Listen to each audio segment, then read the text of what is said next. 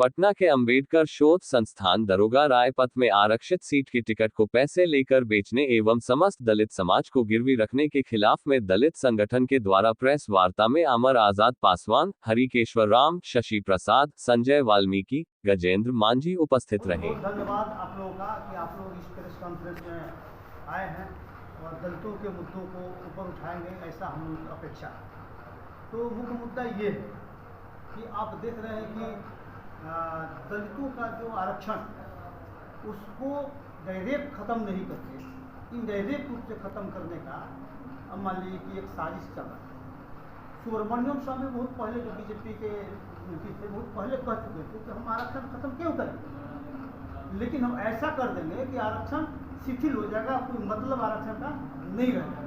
मतलब कि जो दलितों का जो रिजर्वेशन जो है प्रतिनिधित्व के लिए ऐसा कर देंगे कि प्रतिनिधित्व नाम का चीज़ जीरो हो जाएगा। अब वही चीज़ हो रहा है। तभी इसका पार्टी जो शुरू हुआ है, आपको मैं बता दूं कि बीजेपी ने दो महिलाओं को दिया है, वो दोनों शेड्यूल कास्ट की बच्ची है और उनकी शादी सामान्य वर्ग में हुई है। दो को वहाँ मान लेंगे टिकट दिया हुआ। और बिहार में अगर हम लोग बीजेपी को ही क्यों कहें, यहाँ मान लीजिए कि राजद खुद जो है एक मान लीजिए कि अर्चना रविदास को टिकट दिया।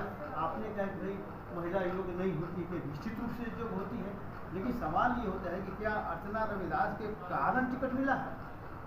ये टिकट मुकेश यादव के चलते मिला है, क्योंकि मुकेश यादव उनके पार्टी के राष्ट्रीय युवा के अध्यक्ष हैं, जिला के नहीं राष्ट्रीय अध्यक्ष हैं।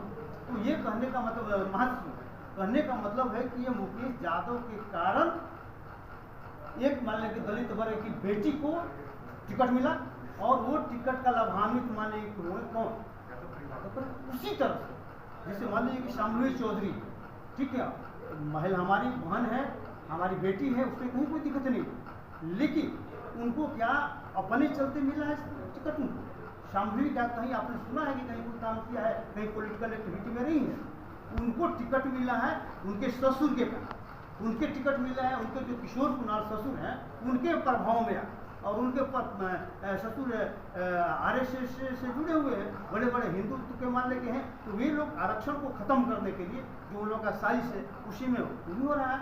और हमारा सबसे बड़ी बात है कि दुखद होता है कि राजद जब करता है इस तरह का काम उसे बहुत ज़्यादा दुखद होता है, लोजपा जब करता है उससे ज़्यादा दुखद होता है, बीजेपी करते हैं तो इतना दुख नहीं होता है। लेकिन हम लोग जान के चलते हैं कि क्योंकि बीजेपी विरोधी है, वो ख़त्म करना चाहती है आरक्षण को, और आरक्षण को डायरेक्ट ख़त्म नहीं करके इनडायरेक्ट रूप में कर रही है।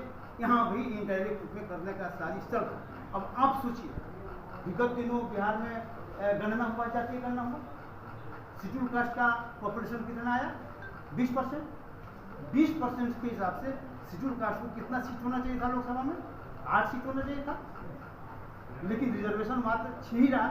लेकिन वही पार्टी अगर शेड्यूल कास्ट के शुभचिंतक रहेगी तो किसी के मुंह से सुन रहे हैं कि हम मान लीजिए तो एक्स्ट्रा सीट हम दे देंगे, ठीक है, रिजर्वेशन का 6 को आप देंगे ही, लेकिन अपना मन से किसी पार्टी को अपने सुनने के 2 सीट हम उसको एक्स्ट्रा दे देंगे। अगर यही शामली चौधरी को अगर जनरल सीट पर आप दे देते, अब वही एक मान लीजिए कि अर्चना रविदास को आप दे देते तो 8 सीट हो जाता। तो कहने के लिए होता है कि नहीं, पार्टियां भाई शेड्यूल कास्ट के समर्थक है, शेड्यूल कास्ट के लिए काम करती हैं और मान लीजिए कि सोचता। लेकिन यहाँ स्थिति तो ये है कि हम लोग करें से क्या करें, स्थिति इतना बुरा है शेड्यूल कास्ट के लिए कि सभी पार्टियां सिर्फ वोट के रूप में इस्तेमाल करना चाहती है, ठगना चाहती है, और हमारे लोग सीधे चाहते हैं। इसीलिए समाज को मैसेज देना है कि तुम जग जाओ, देखो तुमको आंदोलन करने की जरूरत है। कैसा आंदोलन? 2 अप्रैल की तरफ। इस तरह से मान लीजिए कि सुप्रीम कोर्ट के आदेश को आंदोलन के माध्यम से हम लोगों ने खत्म कराया, किस तरह से सरकार को झुकना पड़ा, सुप्रीम कोर्ट को झुकना पड़ा, उसी तरह से ये सारा अधिकार छीनने का बात हो रहा। अभी एक नया वाकया आगे आप देखे होंगे कि मुना शुक्ला को टिकट मिला, मान लीजिए कि वैशाली से, कोई दिक्कत नहीं है क्योंकि पार्टी अपना दिया, कोई बात नहीं। लेकिन जब उनसे कुछ सवाल पूछा गया, पत्रकारों ने पूछा, तो उन्होंने कहा कि हम भी तो भूमिहारन हैं, कुछ समाज हैं। अलबत्ते ये जातीय अहंकार, ये राजद के जो टिकट दे रहे हैं उसको ये जातीय अहंकार मान लीजिए कि उस नेता में मान लीजिए कि हो रहा है। ये जातीय अहंकार ही है कि भाई हम भूमिहार थोड़े नहीं हैं, हम भी भूमिहार हैं, हम चमार थोड़े हैं। तो ये कहने का क्या मतलब? तो इसलिए देखिएगा, उसी तरह से आप देखिएगा कि लवली आनंद मोहन को आपको सब मालूम है कि कानून में संशोधन करके कानून बदल कर मान लीजिए उनको जेल से बाहर निकाला जाए। किसका जी कृष्णैया की हत्या के मामले में एक डीएम शेड्यूल कास्ट के डीएम की हत्या के मामले में जो सजायाफ्ता है उसको जेल से निकाल के आपने मान लिया कि उसको टिकट दे दिया, छुड़वाया और टिकट भी दे दिया उनकी पत्नी को। इस तरह से मान लीजिए हो रहा है शेड्यूल कास्ट के साथ। और शेड्यूल कास्ट के नेता मान लीजिए कि चुपचाप हैं, गमी साधे हुए हैं और समाज का प्रतिनिधित्व करने के लिए तैयार नहीं है। ऐसे में समाज के जो सामाजिक संगठन के लोग हैं ये आगे आए हैं और इस लड़ाई को हम लोग आगे ले जाएंगे और स्थिति चुनाव में शुक्ला के खिलाफ आप लोग क्या करने जा रहे हैं? उनके बयान पर अगर आपको आपत्ति है तो फिर क्या कदम उठाएंगे? कदम उठाना नहीं, कदम उठाना नहीं, पब्लिक के बीच बता रहे हैं कि उनका मानसिकता क्या है।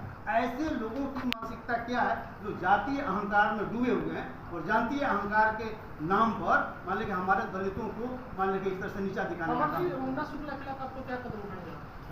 मुंडा शुक्ला जी देखिए, कल भी हम चुनाव आयोग से आग्रह किए थे, बिहार सरकार बिहार पुलिस से आग्रह किए थे कि इस तरह का शब्द जो बोला गया जिससे समाज में आहत पहुंचा है, शेड्यूल कास्ट को अब नीचा समझ रहे हैं, उनको जाति भेदभाव नीचा करके ये दिखाना चाह रहे हैं। तो हम लोग FIR जा रहे हैं, अभी गर्दनीबाग थाना में श्रेष्ठ थाना है, वहाँ पर हम लोग आवेदन देंगे और उस पर FIR और अपील भी करेंगे कि तेजस्वी यादव जी और लालू प्रसाद यादव जी उन्हें टिकट न दें। ऐसे व्यक्ति को जो शेड्यूल कास्ट को उनके जाति को गाली सूचक शब्दों के साथ भाव से बोलता है और हंसता है।